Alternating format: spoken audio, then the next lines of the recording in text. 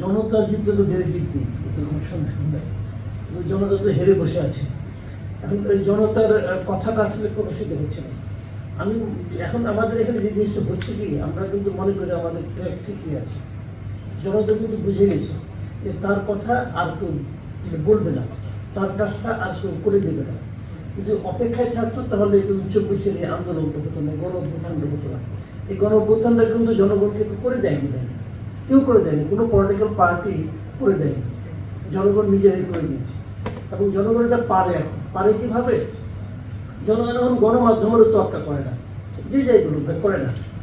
জনগণের হাতে একটা মোবাইল আছে, সে চট করে মোবাইলে তার বক্তব্যটা লিখে দেয়। এগুলি যখন ভাইরাল হয়ে যায় না, তখন শাসকের প্রতি মাথা খারাপ হয়ে যায়।